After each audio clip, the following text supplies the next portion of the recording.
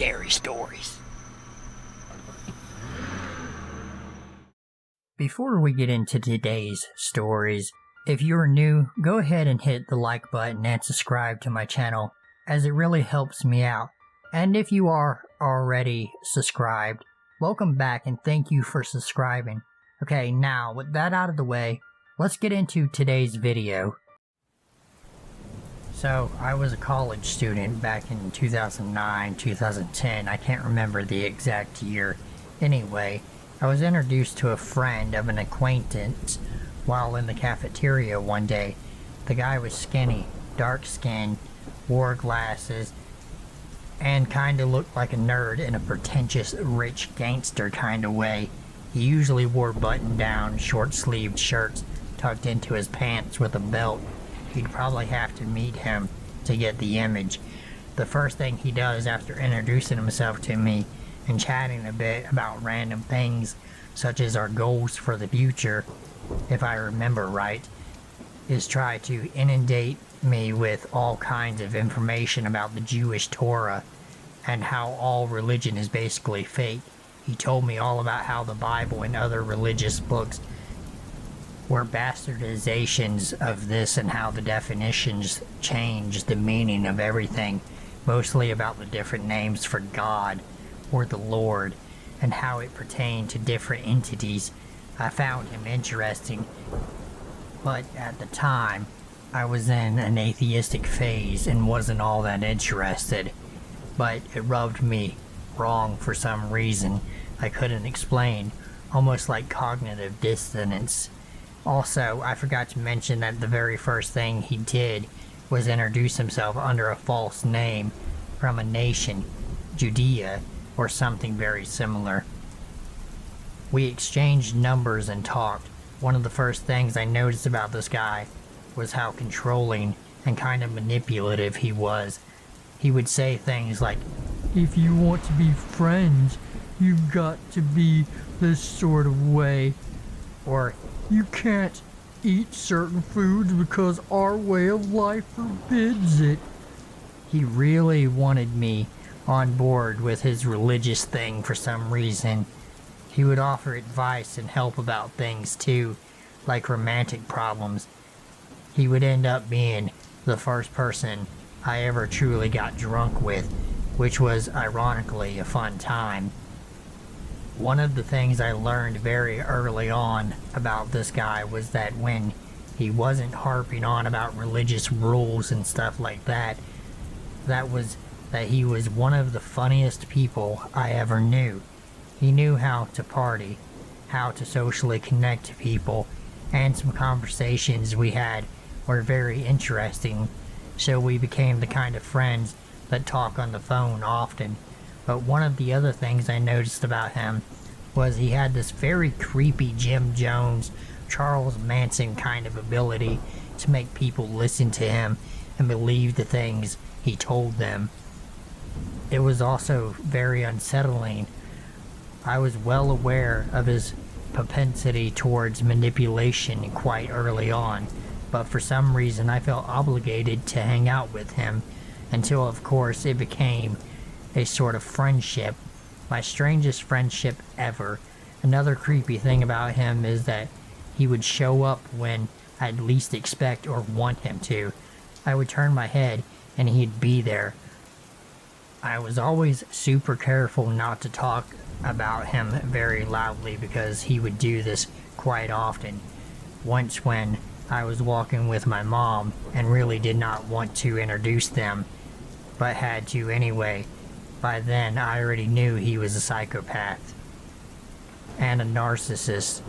He had no empathy for anyone at all and would stroke his own ego all day long. He was incredibly vain too and took all kinds of useless supplements for no real apparent reason. When we were on the phone, he would tell me things about how the different names for God aforementioned were actually about aliens. He said humans were designed to mine gold because it would make the aliens immortal. The story he would try to sell me on would change many things over the course of our friendship, depending on what he was into. it would go from Jewish to Jamaican, then to Egyptian, then to something else I can't remember. Sometimes it would have elements of spirituality in it, and other times he would say that after we died, that's it. He'd talk about how beings lived in the sun and under the moon, and how light was fake and only dark light existed. Then he'd talk about how I should put together all of my college loan money with his, so he could buy a house near the beach, and we would live it up down there, like I'd fall for that. Anyway, we meet these girls, and he wanted to show me how easy college girls are, so he starts chatting up this girl and her friend who happens to be lesbian. Their relationship is short-lived, and it's mostly because she said he had a temper and was too controlling. She's the one who told me his real name because she saw his ID card. So this guy gets the idea that he wants to kill her and her friend for humiliating him. Apparently the ex-friend mocked him or something. He said, "We don't let people do things like that to us and get away with it." So he started shopping around for poisons, a gun, and a knife, anything to try to get his revenge. He talked other people into helping him get these things too. So I see that this is getting out of hand, and the girl is a very nice girl, so I do the only thing I can do and tell security. But I tell them to keep me anonymous because this guy is fucking crazy and has said many things about wanting to be a gangster and wanting to kill people. Well, those fucking idiot security guards fucked that up, and he ends up finding out about it. I find out from a mutual friend at some point that this guy wanted to kill me. He plans to do so, but it seemed like some people either didn't come through for him or those friends weren't that into the idea. Anyway, we sort of pseudo-bury the hatchet, although he did tell me many times that he could kill me himself. But he wouldn't do that because I'm one of his one and only true friends. I don't doubt that he would try to do it. I told him I was manipulated into telling on him.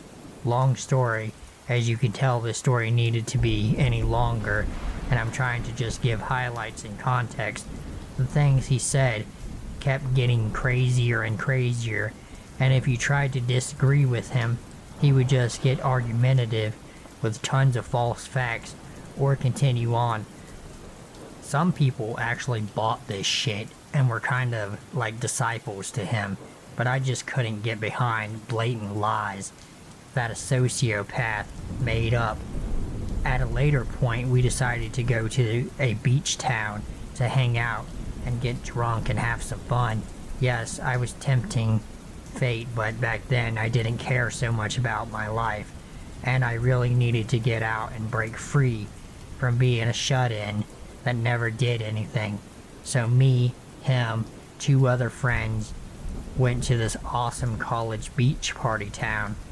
It's only important to mention this because one of the friends he invited along was a guy with social issues that he didn't actually know. The guy just had money, and the other guy had a car. He used these guys as a means to an end. They weren't his friends. To my surprise, at one point the guy with the car strands us in the middle of the night when the whole town goes dead. Our cell phones died, and a drug dealer was the only hope for a ride we could get. So the dealer requests we hold something for him in exchange for a ride while he goes to get his granny's car. Charles makes me put it in my pocket after a bit. Looking back, the guy was doing everything he could to make me look more suspicious. He had me wait in an alley. I can't remember why exactly.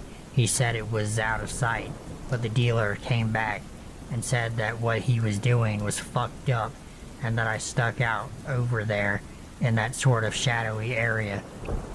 Looking back, if a cop would have drove by, they would have detained me on the spot, then taken the drugs off of my person and arrested me.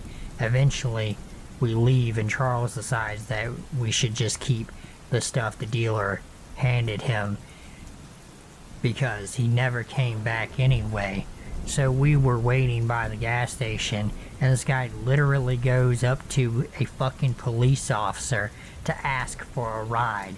By this time, he had taken the stuff back and forced the other guy to hold on to it, but he had assumed that the socially awkward guy gave it back to me by then.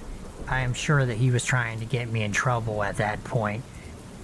Anyway, after we made it back, things went back to how they usually go. If I haven't mentioned it, Charles was a womanizer. He didn't care who it was. He'd go for her. He'd get with a woman that he thought would be impossible for anyone at all to get with, like married teachers and devout churchgoers who were in committed relationships, but he also didn't seem to have standards. He just liked to ruin people's relationships and their lives. It kind of shattered my illusions of people at the time, because it showed me that everyone could be manipulated into doing things, and that identity and personality didn't mean anything. I'm not sure, but I might have been depressed for a long time after that. Anyway, there was this girl who was a pastor's daughter, sort of pretty. She kept to herself mostly. Charles decided to go out with her at some point, and she entered this rebellious phase where she was sleeping around with everyone. She also didn't bathe or take care of herself. Apparently Charles was her first. When I asked her if that was true, she proceeded to tell me horror stories about how he was manipulative and abusive towards her. And one time, during a fight while they were walking back to campus, he tried to push her into traffic. This was told to me during a period of time he had left and gone somewhere for an internship. Thankfully, I thought, because I wasn't likely to see him again, at least not for a long time. I was wrong. He came back when I least expected it, and he was just as fucked up as ever. I told him I thought a girl liked me once and expressed a desire to get with her. Just random conversation that I didn't think would go anywhere. I just needed to work up the nerve and do it. Upon hearing this, he goes over to her. They talk. Next thing I know, they are in a relationship. This relationship lasts a few weeks, and for some reason, he's told her and everyone else that I'm his cousin. Suddenly they break up, and she's avoiding both him and me. I try to explain that I'm not like him, and that she doesn't need to be afraid of me, but she absolutely refuses to be around me. If I sit at the table that all of our friends are at, except Charles, she gets up and leaves. Someone asks her about it, and she told them that it was because Charles was my cousin, and that he did horrible things to her when they were together. This scumbag did that stuff just because I liked her, and in a way, it was my fault. Anyway, a few years later, 2012 or something, I have a new circle of friends. A guy named Ricky, another named Mike, and a girl named Karen. Ricky had a huge crush on Karen, but we all got along with just fine. One day, Charles just shows up and tries to get Ricky to join us in our adventures, or what the fuck ever. I'm really just trying to find any excuse to distance myself at this point, but I guess at this junction in my life, I'm still way too shy to tell people off, or not to be afraid to speak up. Anyway, this idiot has some plan to form our own gang or something, and one day he's trying to three-way call us. I badly wanted to tell Ricky that giving him his number was a terrible idea, but I didn't want to get shot or stabbed or anything. I didn't pick up the phone, and apparently they had a conversation. Later on, I found out that during their few weeks of friendship, Charles was trying to get Ricky into a plan to lure me into some trap and kill me. He had sold Ricky a lie originally that I liked Karen, and Ricky didn't seem to mind and said that he would step down, so Charles started spinning other lies. Ricky didn't go for any of it in the end, and we talked and had a long, healthy conversation about it. Ricky is still a good friend to this day. Eventually, Charles left, and the last I heard from him was some voicemail from 2015 or something. Hands down the creepiest person I've ever met, befriended, made an enemy of, and then had to play cool with for years on, and just not to get killed or worse. He never did admit his real name to me. He always introduced himself under false names to strangers too. Charles, let's not ever fucking meet again.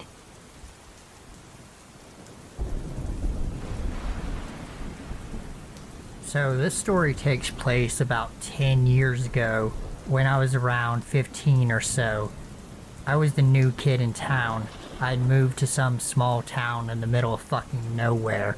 I can't tell you the town's name for safety reasons. Anyway, I didn't have any friends, and then one day I met this really cool guy standing outside of the store. His name was Jeremiah. I told him that that was a cool name. He informed me that his mother had given him the name after the weeping prophet from the Bible, and that his mother was very Christian, and that he had stopped caring about religion a long time ago. I was in the same boat as Jeremiah. I used to believe in God and go to church and was baptized, etc. And then my dad died, and I lost faith in everything. Jeremiah took advantage of this. He became sort of like a father/big brother figure to me. He taught me how to do all kinds of things. He gave me confidence and even helped me step up my game and dress better. In less than a month, I'd gone from being a complete nobody that no one gave a fuck about, and no one even knew I existed, to having over 35 friends and girls that were DTF on speed dial. These new friends referred to themselves as homeboys. Now at the time I didn't know what it meant to be a homeboy. I later found out that it was loosely affiliated with prison and gang culture. And in case you don't know, a homeboy is just what it sounds like.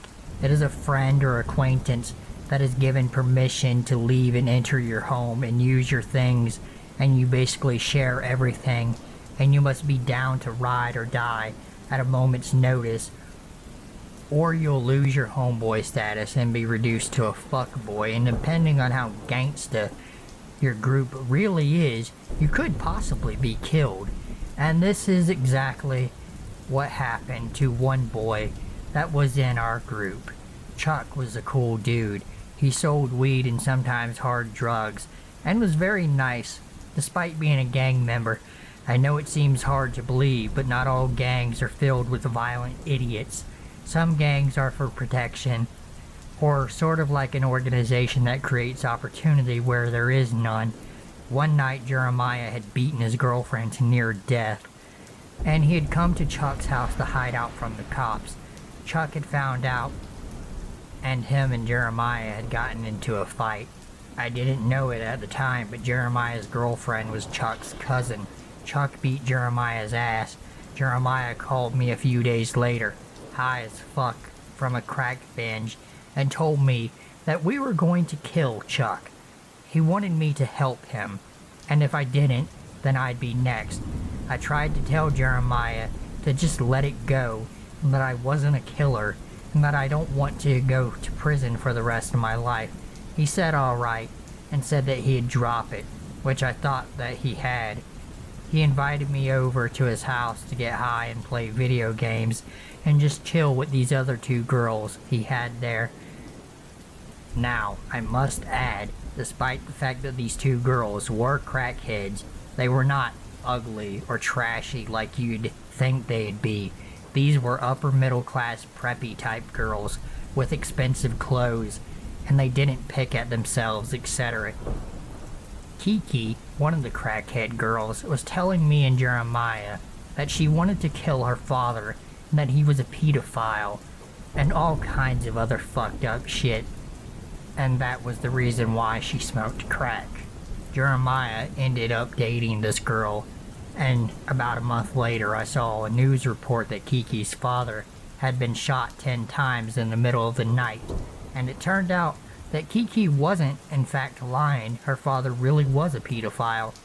Kiki had told both Jeremiah and I that he molested her up until the age of 16 and then lost interest in her after her sister was born. Kiki had gotten her sister taken away early on before her father could do anything, which enraged her father. He literally would go into Kiki's room and beat the hell out of her and back while she was asleep. Now at this point you're probably starting to see Jeremiah as some kind of hero, but remember earlier about how he wanted to kill Chuck? Jeremiah and Kiki had gotten into a fight and Kiki went and had sex with Chuck, and Jeremiah found out. He shot both Kiki and Chuck. But it gets worse. As Kiki was laying on the ground bleeding out and suffering from lead poisoning from being shot, Jeremiah took it upon himself to assault her, and in one final breath before dying, Chuck fired his gun and hit Jeremiah. They all just laid on the ground dead, and blood was everywhere. Or at least I thought they were all dead.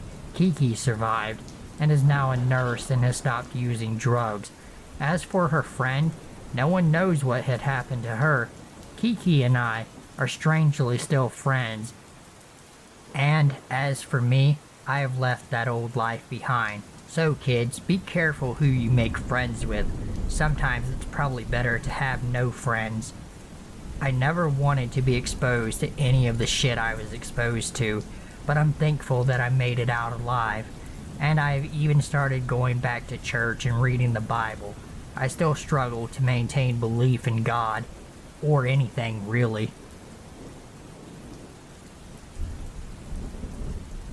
In 2012, I was 12 years old. I got my first account on DeviantArt before I knew how to really draw. The only thing I knew how to do when it came to art was creepy pencil drawings with colored pencil etched into it. My first post was a drawing of a popular anime character with blue pigtails.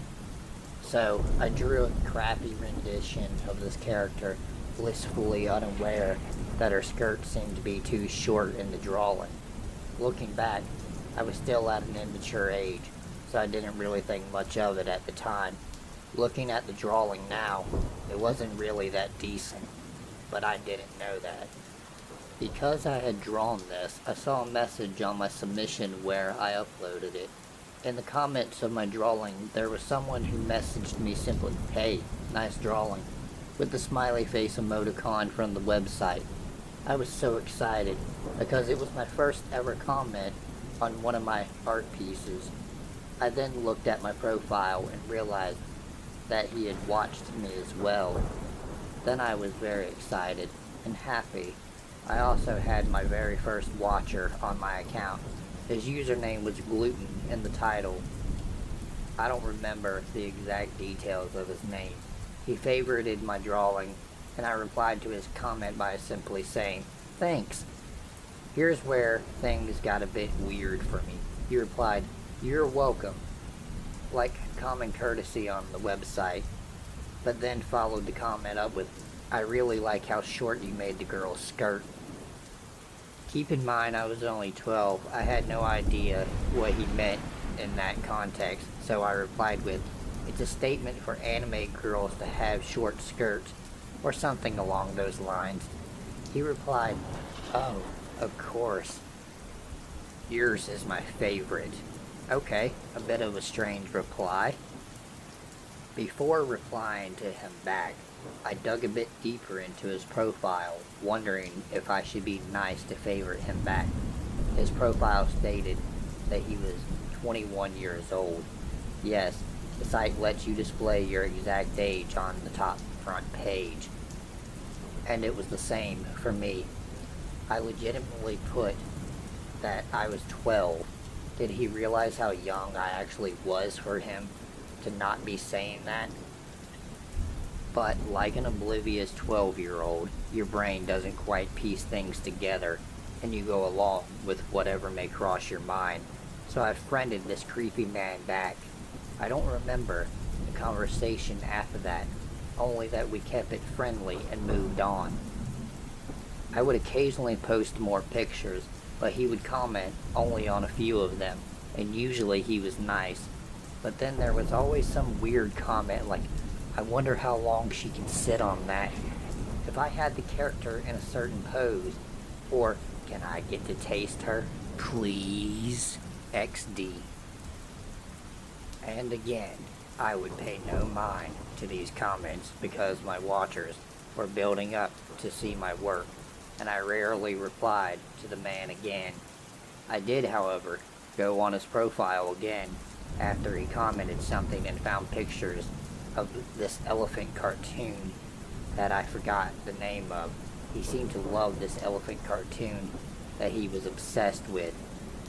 And everywhere on his profile I saw this cartoon and fan art of it. Then I looked more into his gallery, and there was a lot of these gray pieces with the minus sign on them, indicating that it was a not safe for work, 18 plus artwork. I didn't know this at the time either, so I tried pressing on it, wondering why it was grayed out. There then was a message that said, mature artwork, must be 18 or older to view. I remember frowning at this, thinking that it wasn't fair for me to not see it. I wish I could tell you I never saw it to this day and didn't let curiosity get the better of me, but I'd be very wrong. I made a second account claiming I was 18 just to see what type of art this guy drew because my mind was curious enough to see it. How I regretted that. He had fan art drawings relating to or hinting at illegal underage porn. There were really disturbing ones relating to the cartoon he liked, with the little girl elephant character being strangled and raped by her dad. There were pictures of anime girls looking 10 years old or possibly younger in sexual positions, getting raped by her dad. There were pictures of anime girls looking 10 years old or possibly younger in sexual positions, getting raped. There were even some more gore-fest pictures among the elephant ones I saw, and illegal porn images that he mixed with gore themes as well. Impalement, cutting out body parts with a knife, torture involving blood, hypnotism, etc. Suffice to say, I unfriended the guy on my main account and was extremely disturbed by this. A week later, he still messaged me on my main account and said, "Why did you unfriend me? Sad face." I felt no sympathy for him and said something along the lines of, "You are so disturbing, and you draw disgusting things." He said something to the effect of, "LOL, so are you. Let people have their own opinions, sweetheart." I then found out how to block a user on the site, so I blocked him. That gave me internal peace, but it didn't last long. A year after the entire incident, I was using the 18-year-old account as a backup account, and for different art mediums.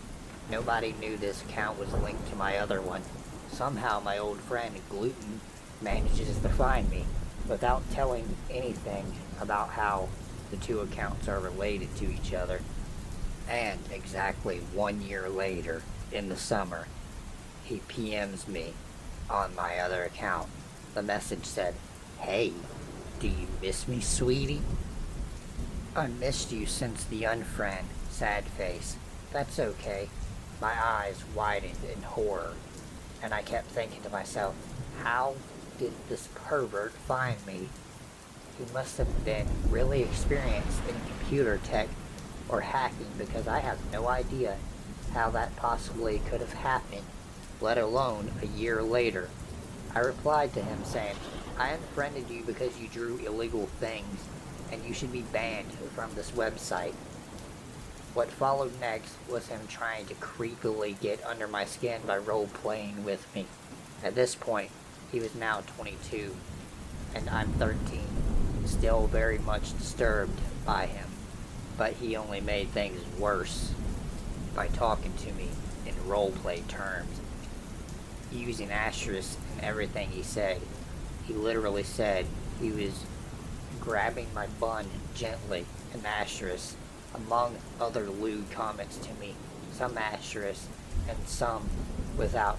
I'm sitting there like, here we go again, obviously disturbed. So I blocked him on that backup account as well. Considering the types of things he drew, I think he definitely liked flirting with preteens on purpose, and probably got a kick out of it. For the most part, being on DeviantArt was okay for me after that, but people like him who drew lewd things like that plagued the site. He is the major reason I left it.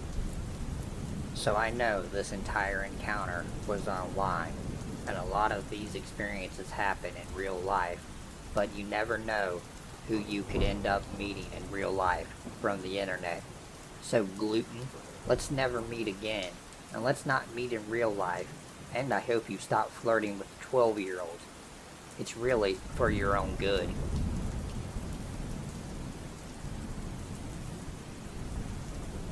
So this happened when I was 9 years old during the summer.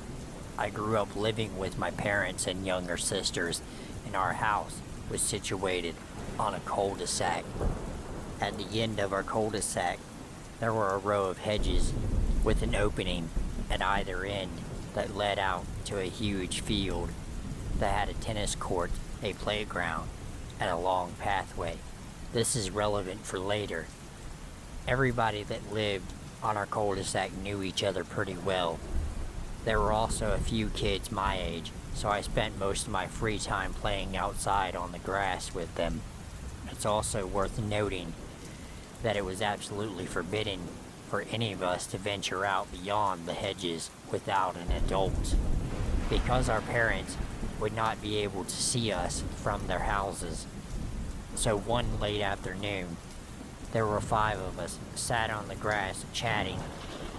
It was pretty rare for someone that didn't live on the cul-de-sac to pass through, so it caught my eye when I saw a man making his way hurriedly along the pathway closest to my house.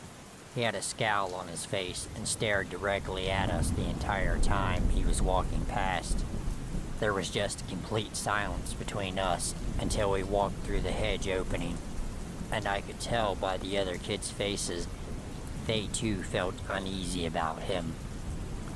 We then immediately asked each other if anybody knew or had seen him before. None of us had. It was quickly forgotten about, and soon enough, each of our mothers had called us in for dinner. Around 10 minutes after we had finished dinner, I was in the kitchen helping my mom with the dishes. Our kitchen had a large window that faced out onto the grass outside, so I was taken aback when the same guy walked past again, in the same hurried manner, with the same scowl, this time staring directly into our kitchen. He had walked past. I gasped and told my mom that weird man was staring at us earlier. She looked up at him walking past, but didn't see anything until he immediately walked past in the opposite direction, again staring at us as he walked past. I yelled, "Mom!" and pointed straight at him. She saw him and ushered me out of the kitchen, saying something along the lines of, "Don't be silly. He's probably looking for someone." I went upstairs to get washed and ready for bed, the entire time feeling a bit freaked out by him. From then onward, I started spotting him at least weekly standing outside our local places, such as the post office, our local convenience store, etc. Each time I saw him, he was alone and not really ever doing much, just standing and looking around.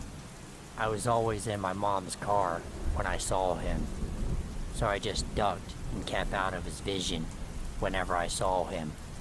There were no more direct encounters, so I figured he was probably new to the area, and over time my nervousness of him lessened. Fast forward to winter. I was at school and playing on the playground during our lunch break. Towards the top end of the playground was a padlocked gate that was about 8 feet tall and about 4 feet wide. It was rarely ever used, so it caught my attention when my vision raced past the gate and I caught a shadow standing there. I did a double take, and it was the man. He was pressed right up against the gate with both hands leveled, with his head gripping the bars, staring straight at me. I freaked the hell out and started screaming and hysterically crying and made a run for it into the school building. One of the lunchtime supervisors, who also happened to live with her kids on our cul-de-sac, saw what had happened and took me straight into the nurse's office. The head teacher, along with a few other teachers, were called into the room and asked what had happened. I was too panicked to say anything outside of, "The man is out there." So the playground supervisor neighbor took over and explained to them. She said she had spotted him a few times on our cul-de-sac and had a bad feeling about him, and had told her kids not to talk to him. The teacher went to another room to look at the footage of the security camera placed on the side gate.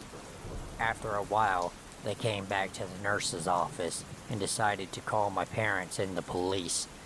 The decision was made for my parents to pick me up from school early so the police can come to our house and take a statement, and because I was a hyperventilating wreck. On the car journey home, my mom told me that the teachers had said the camera footage showed him standing at the gate and then sprinting away, which they figured was because I started screaming and crying. She said it was a good thing because I scared him away, but I was bright for my age, and I knew she was saying that only to comfort me. We meet the 2 police officers at our house, 1 female officer, 1 male officer. They are very friendly and make me feel at ease. Whilst they are asking me all of the relevant questions, they then asked me to describe what he looked like. But being so young, I could only say that he was white, tall, with short brown hair. They pressed for more information, such as tattoos. The only thing that come to mind, that he looked like Dan Sullivan from EastEnders. This was met with instant laughter from both police officers and my parents, with the female officer commenting, "Wow, he must be quite good looking." As soon as she said this, my heart sank. After a while, the police had wrapped up the statement and told us to notify them to any more occurrences with this man. I was grateful for their help, but I could not help but feel like I wasn't being taken seriously by the adults. After this, I stopped seeing the guy around town, and the kids on our cul-de-sac say they don't see him either. Life goes on, and gradually, I regained the confidence to play outside again, both with friends and by myself. A year and a half later, I'm 11 years old, and it's the summertime. My parents had gone away on holiday, so my grandma and my aunt were staying at our house, looking after me and my younger sisters for the week. They were a lot more lenient than my parents and would let us play out for longer. And they even let me play over at the tennis court beyond the hedges. It was around 6 p.m. and was still light out, and I was racing my bike up and down the long path situated in the middle of the large field. I had completely worn myself out, and I was on the part of the path where it forks off near the tennis court, so I just sat on my bike for a while trying to catch my breath, while watching a group of people further down on the field playing cricket. Next thing I know, I hear somebody quietly but loud enough for me to hear it say, "Hey." I looked around, and I could not see anybody close enough, that I would have been able to hear. I then hear a whistle, which leads my eyes directly over to an alleyway sandwiched between the hedgerow and the tennis court, and I recognize it to be the man from when I was younger. The sheer shock of seeing him again completely froze me up. I could not move. He steps out of the alleyway with one hand over his crotch area. He then uses the same hand to gesture me to come over, and it's then that I see the top button of his pants and his fly undone. I accept the very worst is most probably about to happen, and I instantly go into panic mode. I know that I need to get to safety ASAP, and I figured out my options. The first option is to head straight down the field to the group of people playing cricket, but I don't know these people, and I don't know if I can rely on them to keep me safe from this man. My second option is to ride my bike as fast as I can down the path past the tennis court, around the corner, and into my cul-de-sac.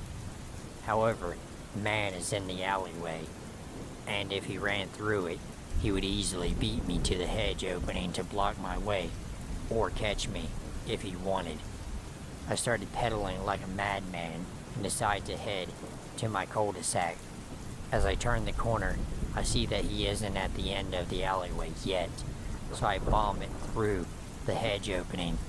I hear him running and saying, "Just come here." So I race down the pathway and make it to my house. The entire time I'm shouting for my grandma and aunt, and the kids playing out on the grass, figuring something is up, and ask what is wrong. I ditch my bike outside my house, go inside and lock the door, and I find my aunt in the kitchen. She's panicked and asks me what's wrong. So I explain everything as fast as I could and say we need to call the police. The next thing I know, I hear the kids outside yelling and screaming, "Go away," and calling for their parents. We look outside the kitchen window, and the man is walking past our house, looking at me dead in my eyes, completely undeterred by the commotion outside and my aunt standing next to me. He walks out of our line of vision, out of the cul-de-sac and down the road.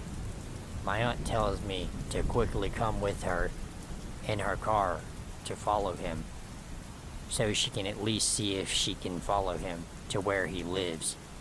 I get in the car and sit in the passenger footwell, out of sight.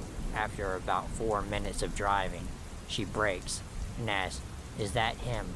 I poke my head up. We are literally outside of one of my best friend's houses. He's standing at an old beaten-up telephone booth that hasn't worked all the time I've known it to be there. He's holding the phone to his ear, but it isn't saying or doing anything. To his right are 3 girls, a little older than I am, sat on a bench chatting away. Oblivious to the man stood silently at a public telephone that doesn't work. My aunt parks her car and says she's going to sit and watch and make sure the girls are okay, and tells me to stay down. After no longer than a minute, my aunt says these girls are getting up, so I poke my head up again, and I see them go on their way. Suddenly the man literally just drops the phone and turns around on the spot to face the girls. Before he can even take a step out of the telephone booth, my aunt starts honking her horn and opening her door to yell at him to go away and leave the girls alone.